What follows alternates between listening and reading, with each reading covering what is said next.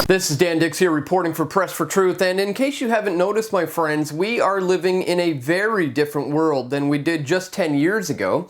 For example, Airbnb has revolutionized the hotel industry. Cryptocurrencies are changing traditional transaction methods from party to party. And companies like Uber have completely changed the taxi cab industry and ride sharing as we know it. And this has the current taxi cab cartel, as I call them, shaking in their boots. So in today's video, we're going to talk about Uber coming to Vancouver, how the city and the taxi cab companies are responding to this, and most importantly, we'll explain why free market capitalism and competition is a good thing for society. But just before we do, I'd ask that you head on over to pressfortruth.ca/donate if you appreciate my work and would like to contribute to my efforts. Here you can donate a one-time donation with PayPal, or you can contribute Bitcoin or other cryptocurrencies. You can also join as a PFT member or a PFT patron by clicking on this banner. Or better yet, you can use the Patreon alternative, where you can sign up for a monthly reoccurring payment. So if you appreciate my efforts to bring you this information and have yet to donate, please consider making a contribution today. Alright, so one would think that free market competition is a good thing for society, right? Well, not everyone is on board with this truth. In fact, many pawns of the taxi cab cartel have been protesting Uber since its inception. Do you remember this incident when Uber was announced in Toronto? This is UberX. This is UberX. Look at the customer in the back. Look at the customer in the back. Look at the customer in the back. Yeah, it has a computer on the car.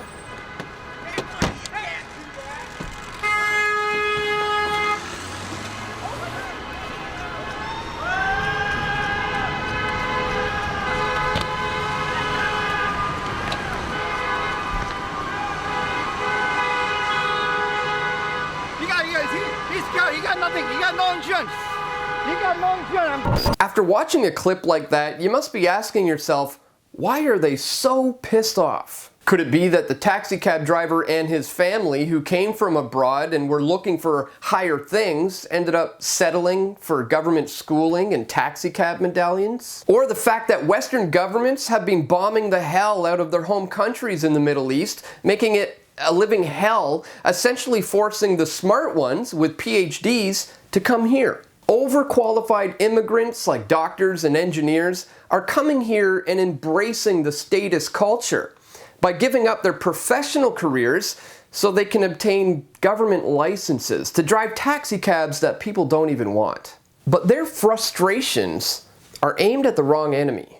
Uber is the internet's answer to the taxi cartel monopoly, and the Canadian government, in particular the BC government, is doing everything it can to block its efforts with bureaucratic red tape. Class 4 license creates a barrier. When asked if Uber might expand to places like Victoria, Kelowna, or Kamloops, the company said that could depend on whether the province accepts its proposal to allow drivers with regular Class 5 licenses who have safe driving records. There is currently no empirical data that demonstrates any safety benefit to requiring ride-sharing drivers to hold a Class 4 license compared to a Class 5 license with strict screening for safe driving history, the company said in a statement on Wednesday. The unusual regulation to require a commercial license, which only applies in 2 other jurisdictions in North America, and requires BC drivers to write a test for driving a minibus, which is not required anywhere, poses a significant barrier for drivers and will limit British Columbians' access to safer rides. The company says it proposed a 2-year study of the safety records of ride-hailing drivers and those who already hold commercial licenses. Class 4 license holders are able to drive small buses, taxis, limos, and ambulances.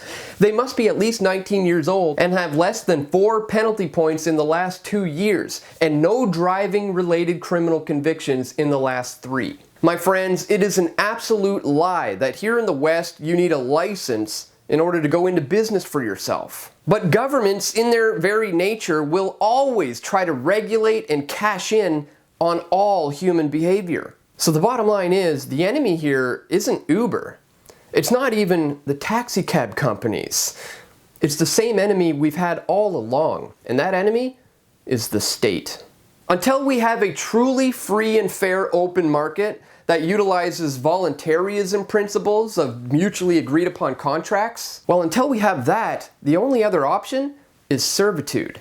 So if you want true freedom, taxi drivers included, you have to cut the chains to the nanny state and embrace individual responsibility and real freedom. If you agree or disagree, let me know your thoughts in the comment section below. And don't forget to check the links in the description or right here on the screen to find out how you can donate. PFT is nothing without you, so if you have contributed, thank you so much for your contribution, and if you haven't, what are you waiting for? That's all for today, my friends. Don't forget to click that thumbs up button, share this video if you found the information to be useful, and stay tuned, we've got more video reports coming soon. This is Dan Dix reporting for Press for Truth.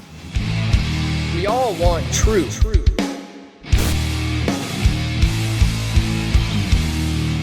The truth will set you free.